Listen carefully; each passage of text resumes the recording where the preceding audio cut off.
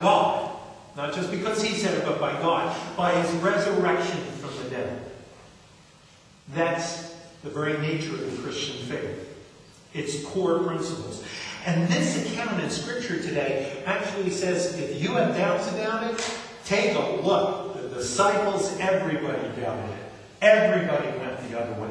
You're just walking like all the other saints if you find this hard to grasp and to keep in your heart.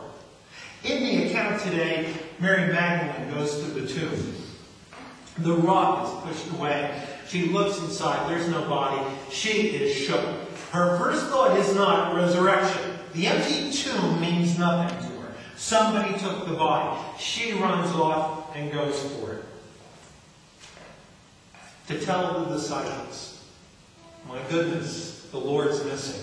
Then, Peter and John go rushing to the tomb. Now, John's the young guy. He's the younger one. And he outruns Peter. He has better legs.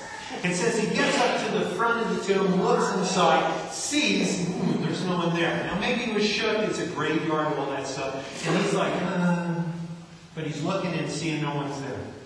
Then Peter comes out. He's always bold. He just walks right in. He doesn't even check out the scene. He gets right in there, notices, again, there is no one there.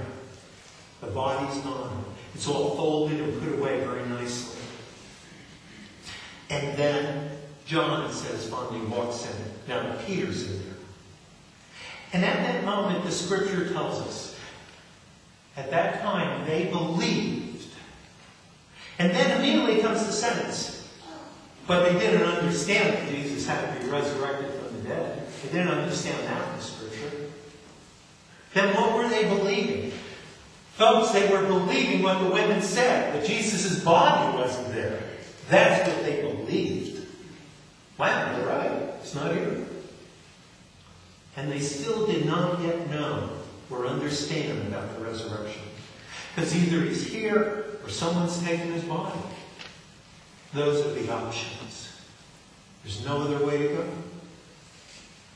There's no other way to go. The story of the account is all about not believing. Not believing. Seeing the empty tomb meant nothing to the disciples. And I'm always caught by all the songs saying, oh, there's the empty tomb there that proves that my Lord lives. And I'm going, well, good for you, because none of the disciples thought that. None of the people that were there thought that. Mary didn't think it. Peter and John didn't think it. None of them thought it. The empty tomb did not persuade them. What did persuade them? What did do it? Later, as they leave, Mary's still there distraught. See, they did not believe him. She is still there and distraught. And that's when Jesus comes to her. And she looks at him, but she can't recognize him. Of course she can't. He can't be alive, so whoever's standing there can't be him. She obviously wasn't really close. Maybe she needed glasses, I don't know. They didn't have good optics back in those days. But she doesn't accept that he's Jesus. And goes, oh, the gardener, where's his body? I'm shook because I don't know where my Lord is. And it doesn't happen until he says, Mary. Mary. And she knows who talks like that. She recognizes that voice. She responds to the call. He says her name, and she knows who her Lord is. You surprised at that? That her first recognition of who the Lord is comes from a voice? Jesus told the disciples, my sheep know my voice. They know my voice. They know when I'm speaking, when I speak to them. You've seen me play the games here with the children. I'm correcting them. You have to do better. Or, hey, that shows you. That'll teach you. We're saying, I love you. And I say, which one sounds like Jesus, children? And they go, that last voice sounded like Jesus. The other ones didn't sound like him. His sheep knows his voice. You've heard his voice. He calls to all of us. You've heard the resurrected Lord call you. Until he speaks, no one comes to faith. Later we'll see it in Emmaus on the journey. And I'll break the bread and stuff and speak to him. And they'll say all the time he was talking, a word that wasn't our hearts burning. But they still wouldn't believe because that's not possible. He can't be alive. He can't really be there. And you know, hey, if someone comes up to you and honestly says, God's been talking to me, what's your first thought? Come on.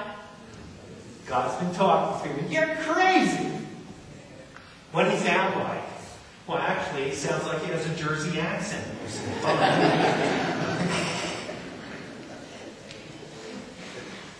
But of course he would. I grew up in Jersey. He was calling me since I was small. Calls all our children. You don't think they dream about his voice? Come on, remember the times you started thinking about God. The resurrection, Jesus has been raised from the dead. How do you know it's so? Just like the disciples in the story. How do you know it's so? You've heard his voice. And you've turned your head. You know he's there. You know he's alive. And in spirit with us. Where two or three are gathered, I am there. In the midst of them. You feel his presence. You do. You felt it before, all of you. You didn't need some preacher to point it out. You felt it. You know it.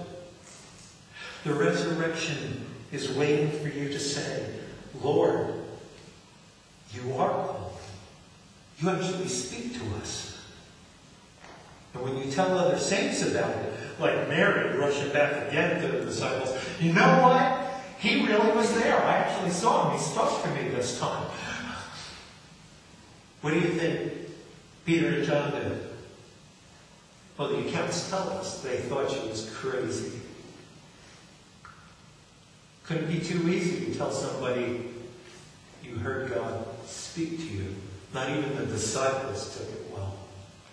So you've got to expect a church full of people, more than a few of us, are going to look at anyone who says God is talking to me and go, well, at least there has to be some like the disciples here who's going to look and say, right. Yeah, God talked to you, sure. Yeah.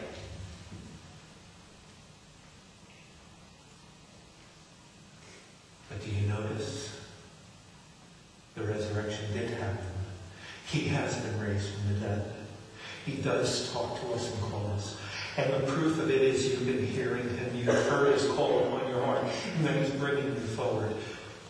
And it's for you to take the step and turn and say, Rabboni, Lord, I hear you. I'm your servant. I love you. I come. I come.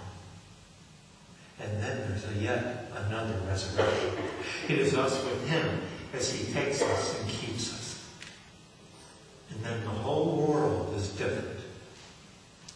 Because you will try anything then. You will be like Father Damien working with at Molokai. First one ever to work with lepers, a leper colony all there, living in squalor, comes in, he's going to work with them. They had seen lots of missionaries before, and they knew how to get rid of them. They just rush up to hug them. And those missionaries got on the boats and got out fast. Damien was the first to hug back and kiss them back. And then they didn't know what to do. He says, be afraid. My God has power over life and death. He can resurrect one from the dead. Why do I have to be afraid of some communicable disease? Why? Why? Why would I be afraid? You don't think my God can do miracles?